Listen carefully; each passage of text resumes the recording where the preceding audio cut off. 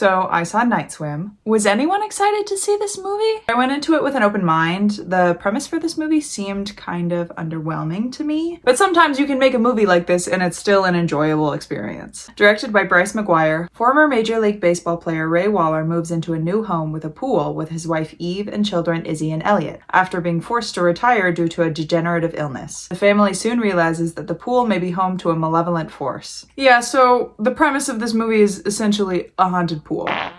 Seems kind of lame to me, but sometimes you can get away with a plot like this if you actually put enough energy into trying to make it good, which I feel like did not happen here. Yeah, I did not like this movie. Going into this, I was actually kind of expecting more of a single location movie where most of the events happen in like one night. It's like mostly just in the pool or around the pool. It's definitely not how this movie was. It was very spaced out. It happened over the course of, honestly, I don't know, probably a couple weeks to like a month. I couldn't tell you. By the way, this review is going to have spoilers. I'm not going to do a spoiler-free section or anything. I'm just going to go in on it, talk about specific things, because there's not really a whole lot to talk about in the first place, but there are things that I want to complain about. So essentially, the father of this movie is a former Major League Baseball player. While him and his family are out looking for homes, they end up driving past a house that has a for sale sign out in the front. It's a nice big house, so they stop by and check it out, and it has a pool. Now, conveniently, after they just looked at a house with a pool, him and his wife are at the doctor, and the doctor is like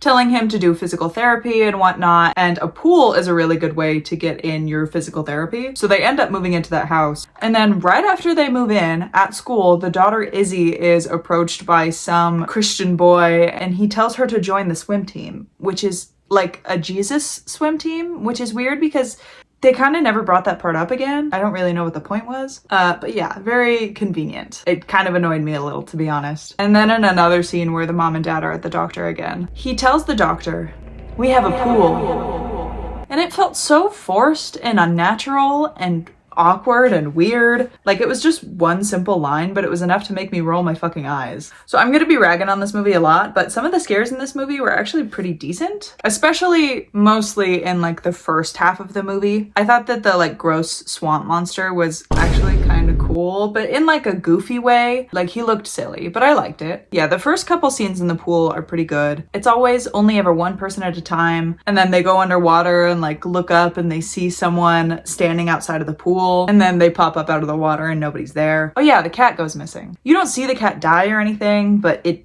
takes the cat, which I didn't really understand because it didn't make sense within the context of the movie. I guess I don't need to go chronological. So this pool gets its water from like a natural spring area and is essentially self-maintaining. So that spring apparently is home to like supernatural forces, and it has powers, and that spring can essentially give someone a gift, which could be, you know, healing an illness or giving that person a prosperous life. But in order for it to do this, there must be a sacrifice. It has to take a life. And the dad, Ray, ends up being like the reciprocal of the gift. He starts to heal really fast, and his baseball skills are like next level now. Now, back to the cat. I don't understand why they took the cat. Because from my understanding, these like spring entities only take lives in exchange for their powers. Like, it's not just going around killing people just because. So they took the cat, they killed the cat, but the cat's life was apparently not a proper sacrifice, because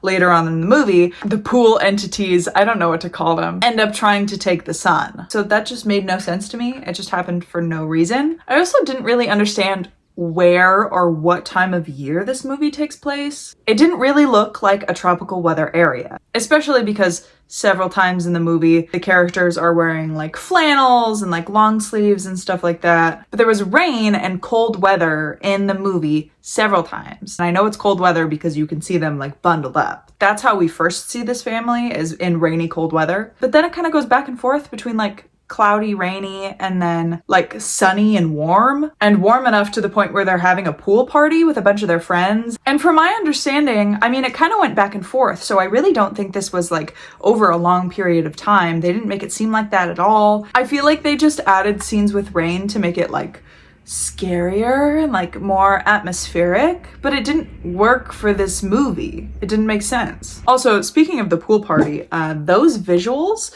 where the dad is under the water and he gets possessed by the pool spirits. They looked horrible. I don't even know how to explain it. It was just so cheesy looking. It's like that black water going into his eyes and nose and mouth and like possessing him. And then also his eyes change color, which happens also a couple other times later on in the movie. That looks bad too. It looks like shit. Some of the effects in this were just really bad. So at the beginning of this movie, we actually see another family. It was like 20 something years ago. I don't actually remember the year, but there's a sick kid up in his room and then a little girl that goes outside and I think she's playing with something and then she loses her toy in the pool and then she tries to get the toy out of the pool and then she gets attacked by the pool spirits and they take her. You can hear the mom talking too before the little girl goes outside, but I don't remember what she was saying. I think it sounded kind of sketchy, but I don't remember what was actually said. But we end up going back to that story later on in the movie. The mother of this movie ends up noticing how much weird stuff is happening in the pool. And just like every other movie like this, she ends up going online and researching the house. She sees the story of the family that lived there before them, which was the family they showed in the beginning of the movie. She traces it back even further, and apparently many different people have gone missing in this house. But she ends up finding the woman who is the mother of the girl that went missing in the beginning of the movie, and she goes to her house to ask some questions. I'm tired of this trope. I'm tired of the,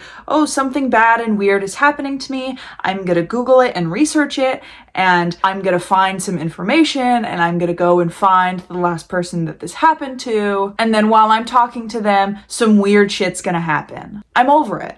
We've done it enough. So while she's at this woman's house, she learns that the mother actually let her daughter die because she knew about like the pool powers and it was helping her son and she wanted her son to get better and live like a good life. And now I don't remember what he does, but he makes a lot of money. I wasn't a fan of the storyline. It didn't really do anything for me. Not that it was like necessarily horrible or anything, but it did nothing for me. I don't know. I didn't care about it whatsoever. And then while Eve is there, this woman starts like leaking the black water from her eyeballs. She has this fountain in her house and the black water starts coming out and she's like looking all crazy and stuff. She's got like black snot hanging out of her nose. I didn't like that scene either. I thought it was lame. Was that water that was in the fountain in her house supposed to be like water that she took with her from that pool? Or is it just like still following her? I don't know.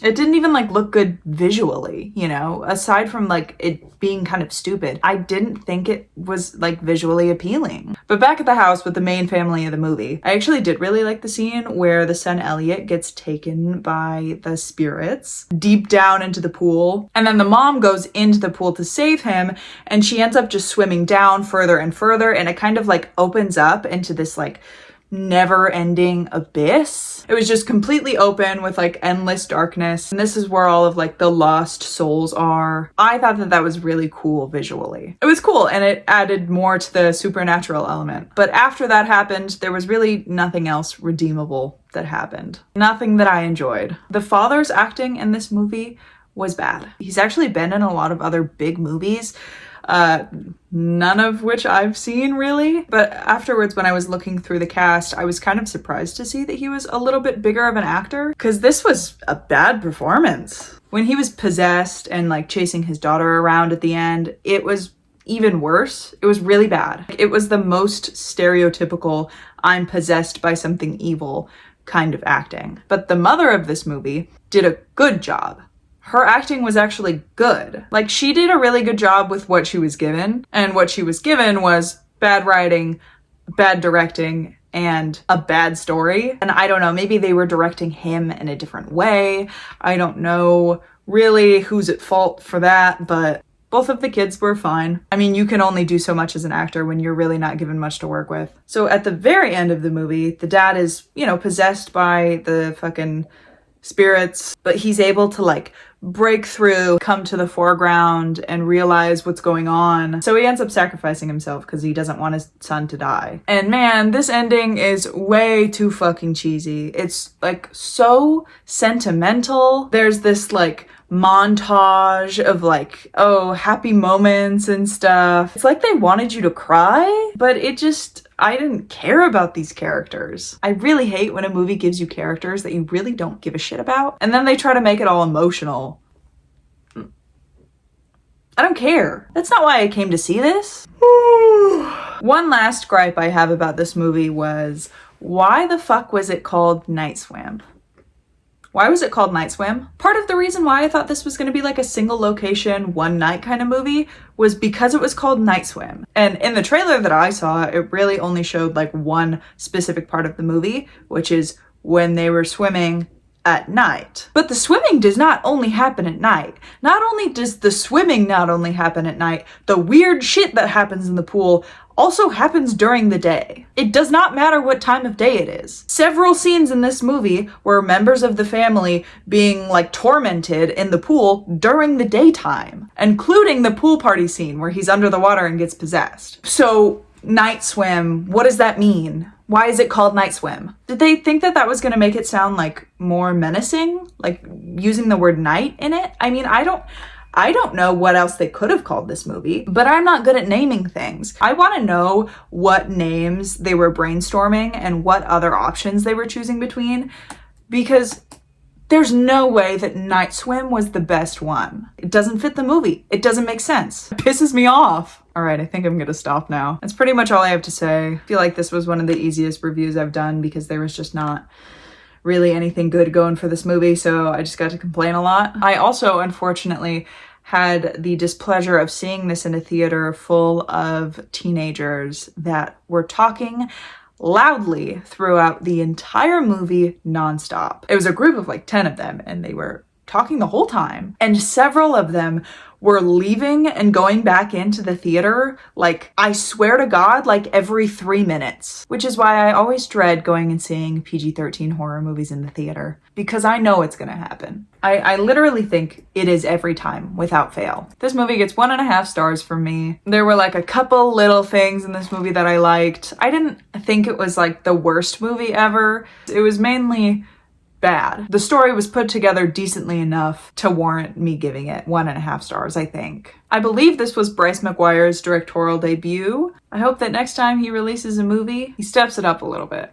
All right, thank you for watching my review. I'm sorry it was mostly just negativity, but maybe you like hearing people complain. Maybe you thought this movie was annoying too, and also wanted to complain about it. If you had a good time watching this, you can totally like my video.